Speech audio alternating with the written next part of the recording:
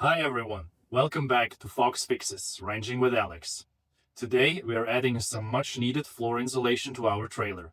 The front section, right under our bedroom, is notoriously poorly insulated from the factory.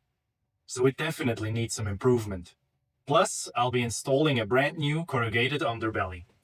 Since we just added that second freshwater tank in episode 5, and the old underbelly has seen better days, it's the perfect time to replace it. Let's go. I picked up some R30 faced fiberglass insulation and some rigid foam board to tackle the front of the trailer first. Right now, there's not much under here but a layer of black tarp. We're going to pack this empty cavity with insulation and seal it up with corrugated plastic sheets to match the rest of the rig. When you're installing this, make sure the paper face of the fiberglass insulation points up toward the living space. Next goes the rigid foam board, which provides great water resistance. A quick tip: try to wedge the rigid foam tightly into the trailer frame so it holds itself up, or just use a bit of duct tape to keep it in place. That will make mounting the plastic underbelly sheets a lot easier.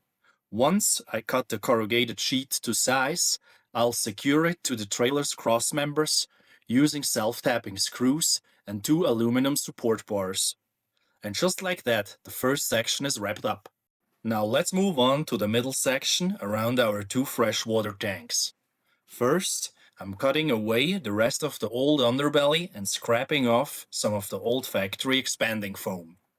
With that cleared out, I have full access to fill the gaps around the tanks with insulation.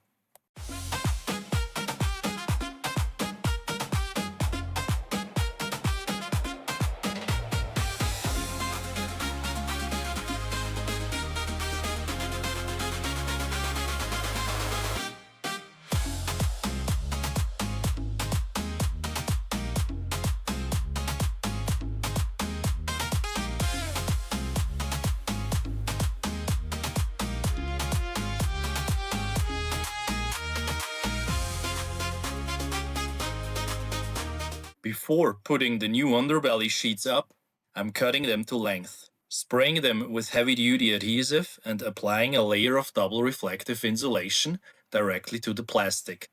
I'll do this because space is pretty tight directly under the tanks, and I still wanted some overall insulation.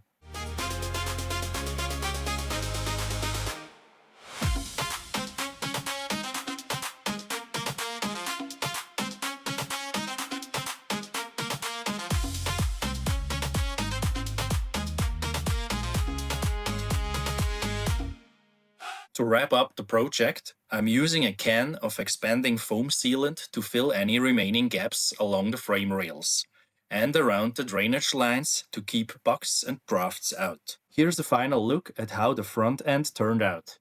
And here's the finished middle section. Much better. Thanks for watching, and I'll see you at the next fix.